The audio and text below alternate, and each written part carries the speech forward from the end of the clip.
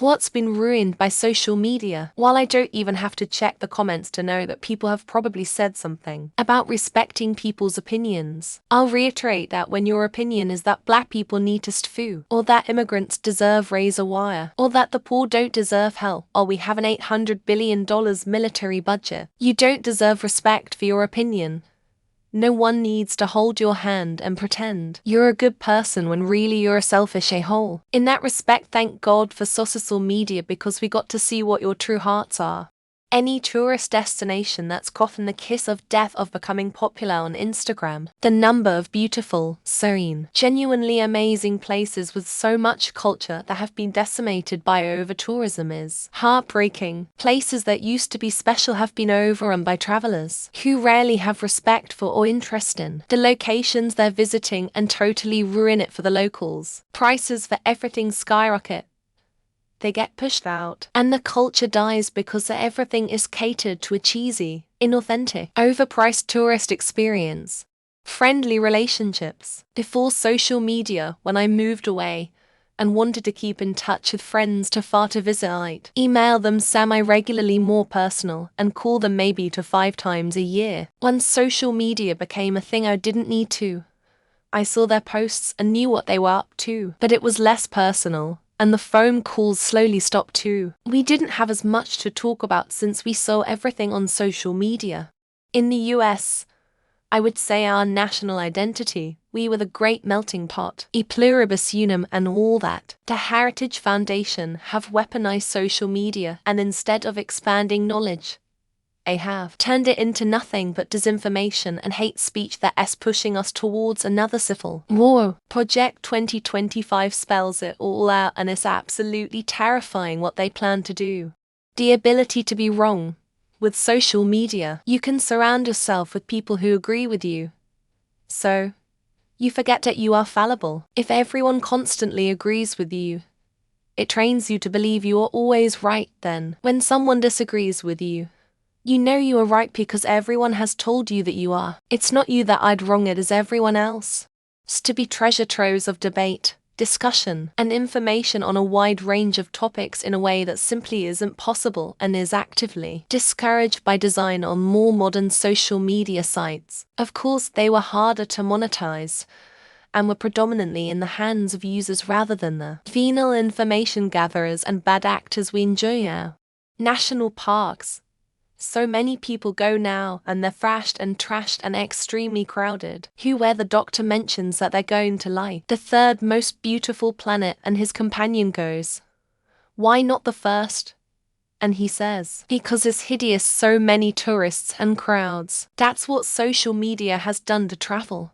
Trust in the sincerity of content. When I watched a cooking video 10 years ago, used to be able to be pretty confident. It just existed to show how to make that recipe. Now it's hard to tell if something is rage bait, a teaser to get you to someone's adult content, a stupid confessional video, a prank, or some other thing. And this is true with so many types of content now. I'm just trying to find solace in the present moment. I was watching a video and noticed that there were so many people who weren't simply enjoying the moment, but rather focused on capturing it on their devices. It's quite disheartening to witness this constant need to share every experience with people we barely know, all for the sake of garnering likes. Life in general.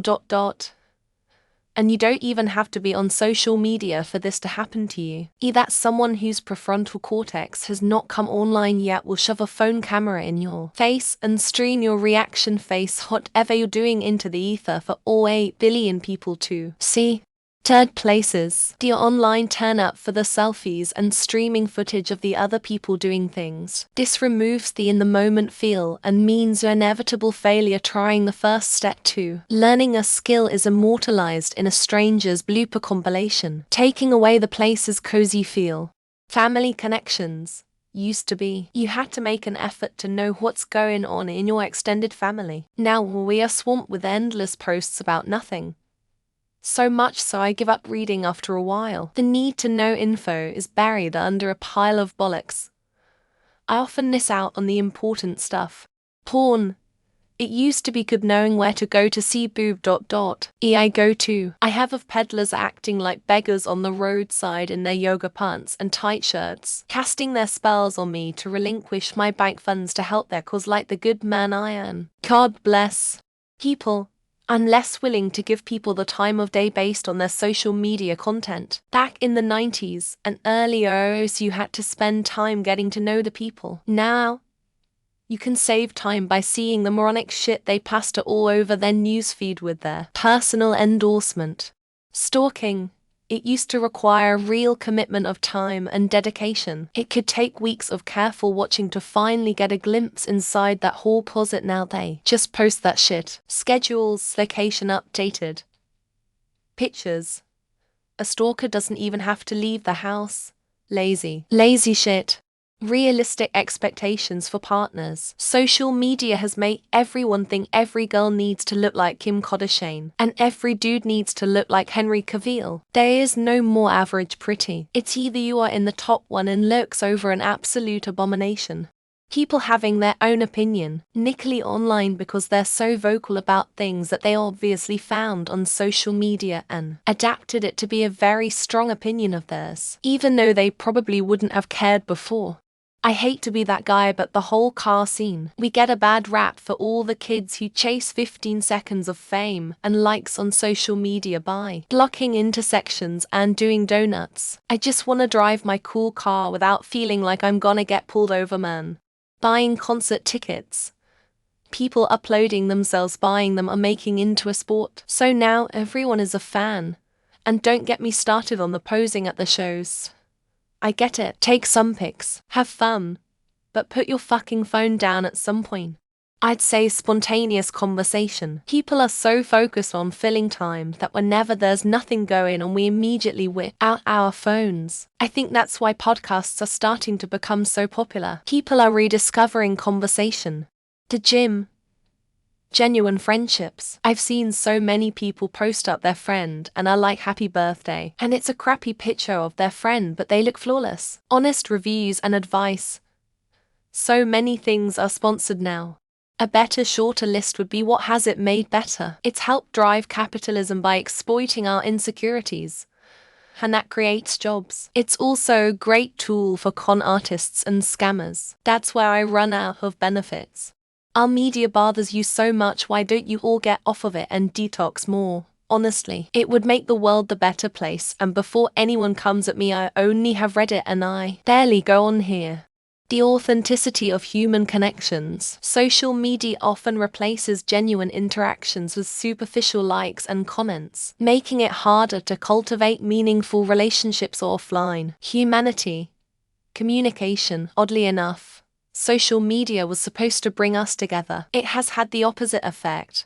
Loneliness is at an all-time. Neighbor texted me that humanity. We used to be so smart, thoughtful, and caring. Now, a free woman we want to pull down was born a man. Rational discussion between opposing views has gone out the window. As much as I don't want to make myself too accessible, the only way people maintain access is through social media. As soon as I unplug, I don't hear from anyone.